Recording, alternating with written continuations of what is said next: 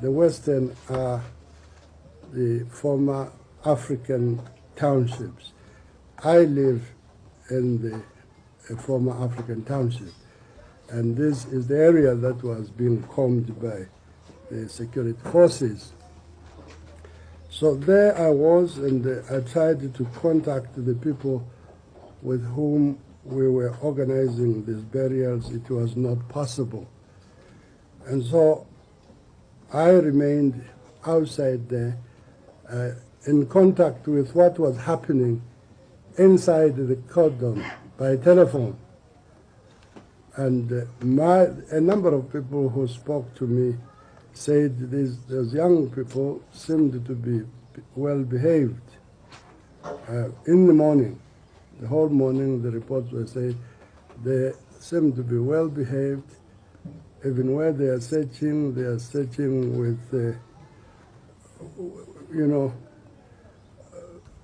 just doing their job. And it was in the afternoon where reports of some misbehavior came. I did not hear of any violent action. I did not hear of any beatings or of any arrest. But what I did hear was, which was very disturbing to me, was that the afternoon group, after searching the people, asked them for their identity cards. Now here I'll deal with one man, a number of others, and that is the mayor of Bulawayo, Councillor Inos Mdlongwa.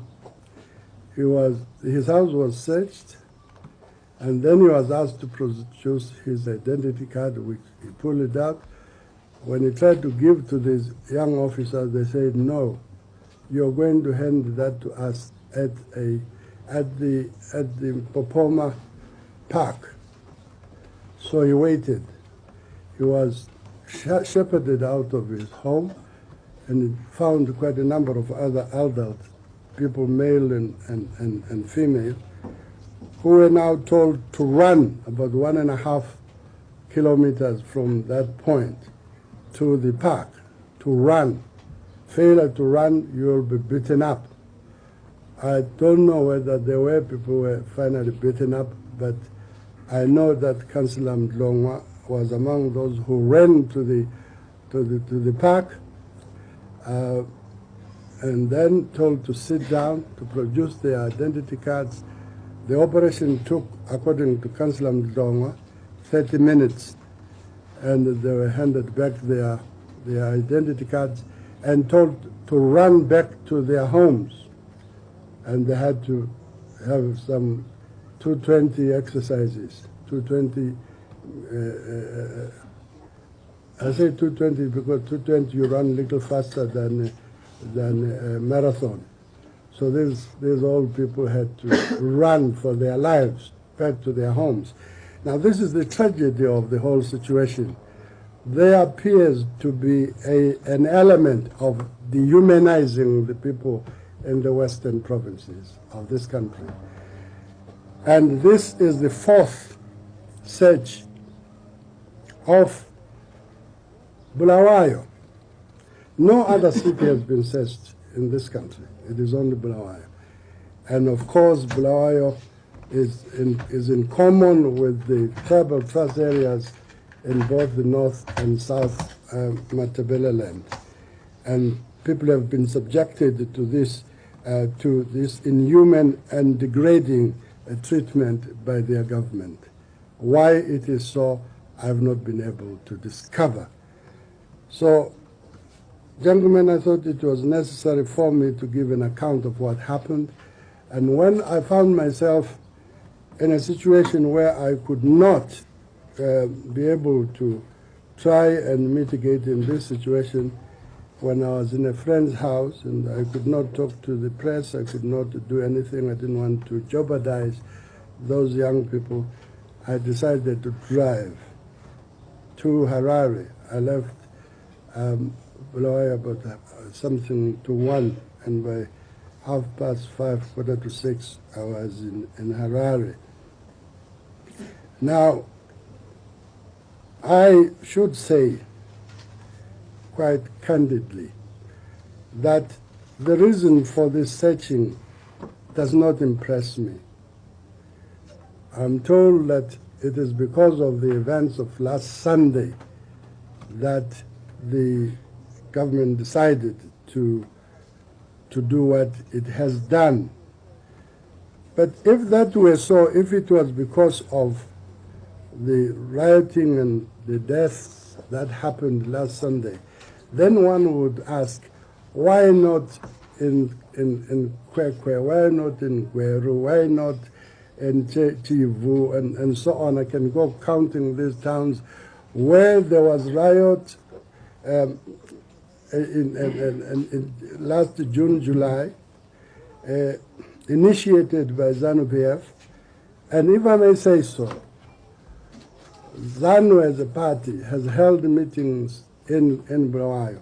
There's never been any violence. No one tries to interrupt the meetings of ZANU-PF. But last Sunday was a particular day where the ministers came into the Western townships in an effort to instigate the young people who had come in there, from where I said I don't know, to foment trouble so as to precipitate the action that government has had to take, because I'm told it is because of what happened last Sunday. I want to remind people that ZAPU as a party is not a violent party. ZAPU has never instigated violence or ever tried to intervene when other people are holding meetings. What I have said to members of ZAPU, that it was essential for them from time to time to attend meetings of other political parties so as to hear what other leaders have to say. It is vital for people in this country to learn to listen to all the leaders so as to make up their minds as what party they would support by the policies, by the programs that each party puts before the people. I think that would be a very useful thing if all of us did that, and rather than encourage young people to confront each other. And what I saw in the places where I went, this is not a meeting, cameramen. These are people who have just come here to visit. So they're not part of the conference, if I may tell you.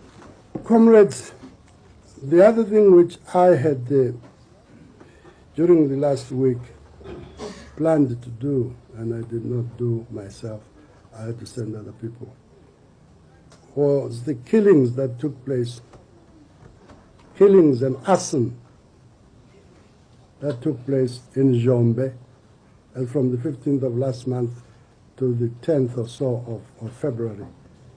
It's unbelievable. I don't want to talk much about this.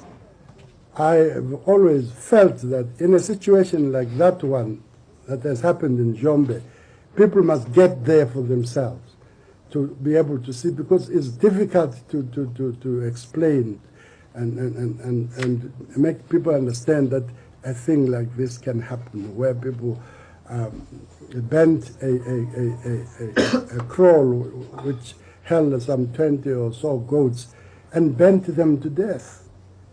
Granaries, homes completely destroyed. I would like our local people, our local journalists, to go to places like this and stop saying that Nkomo loves international press. There's no business for me to love anybody. A press, people are there to look for news, and if people look for news and they get it, they get it. But our chaps sit in their homes and the next thing they talk about biased press that has come from the Western press. I'm not here defending the Western press or any press at all. I'm only saying to the press in Zimbabwe. Please do go to places.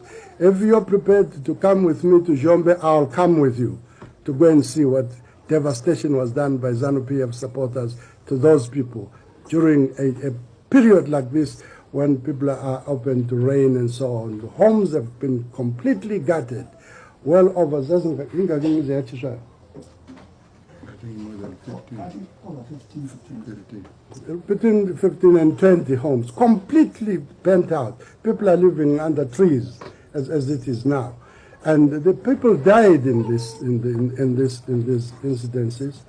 And the person who was supposed to have been killed by dissidents and sparked off ZANU-PF anger, Virginia Mpofu, is supposed to be a member of ZANU. That woman is a ZAPU supporter. She holds ZANU-PF like all other people in those areas who have been forced at gunpoint to buy ZANU-PF cards. And therefore, she's not, at any time, the relatives came to us and told us what had happened to this woman. And she was used, that dissidents have killed ZANU-PF men, and usually when they say that, they say it's ZAPU dissidents. And I've said several times, I must say again, ZAPU should give it to you, that the people in Bulawayo and the people in Western Province in human and degrading treatment by the ZANU-PF government. Why this should be so, I do not know. So that is, if you have any questions. So how do you think this relates to the elections later in the year with the shed? Yes, I see this as a way of dehumanizing the people in the province, thereby demoralizing them before the elections come. It's an election stunt of demoralizing the people in the western areas because they have supported ZAPU, and thereby make them get confused, possible not vote, or be forced to vote ZANU-PF. To me, this is the thing. Trying to get an interview with Minister Mqabuko? Yes, indeed. One of my aims of coming here is to meet the minister and protest in the strongest of terms the way the people are being treated in Matabele's, particularly what was done to elderly people by young people, making them run around. But I was glad that in the main the searching seems to have gone well, business-like, and so on. It's not like the previous searchings. I don't know what is going to happen today, whether the story will be the same. But the thing that people are complaining about is this particular one of making the elderly people run. Even the young people, they don't have to be commanded to run. And of course, the search itself, it's dehumanizing. Why one city? Why one province? Why shouting about that province?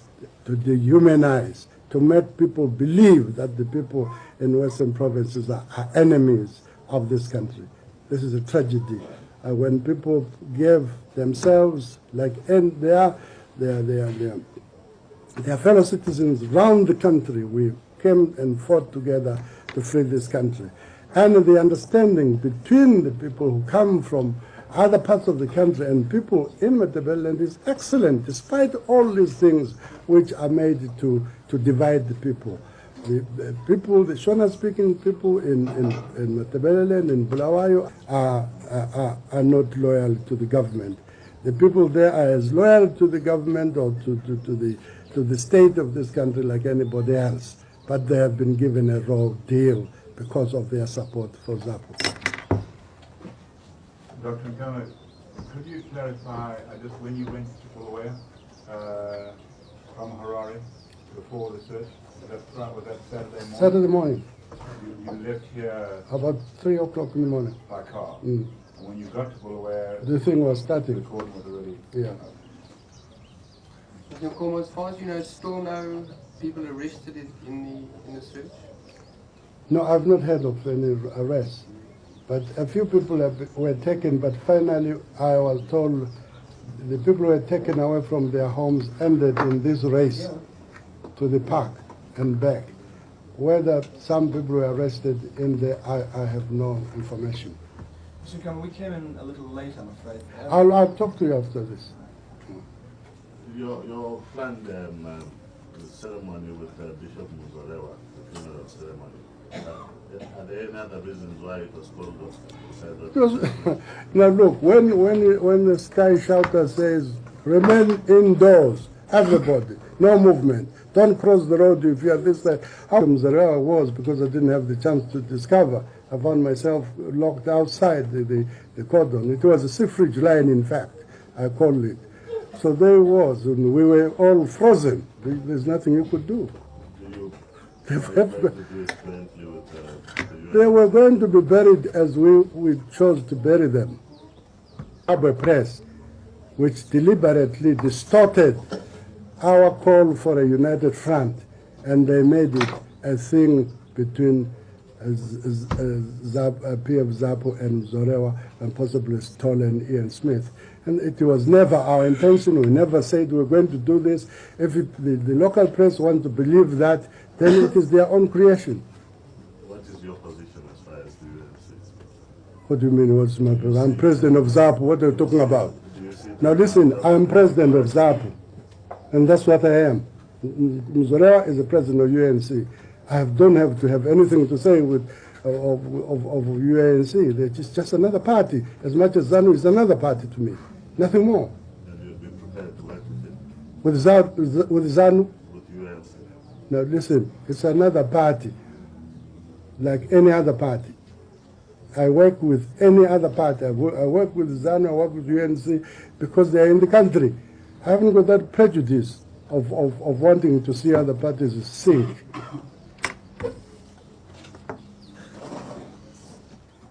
My dear, it's very, very difficult to ever see any fair and free elections when things like this happen. When we cannot address rallies, when we are locked up, you know, the members of ZAPU Central Committee who have been picked and detained unnecessarily. And you see that the aim is to dislocate ZAPU as a party. And each time there is a clash between ZAPU and ZANU youths, the ZAPU youths get arrested. The ZANU youths are too holy to be touched. They never commit a crime. It's only in the incident in Wange where we heard that two people have been arrested. Even then, they are not called ZANU supporters. They are said to be, it is believed they are ZANU, when it is known that they are ZANU. And there were more than two. There were all up about the 200 of these young people. They are the same people who stopped my rally in Wange the previous week. And who arms these men with Makarov pistols? I don't know. Those things were handed over to government for safekeeping in the national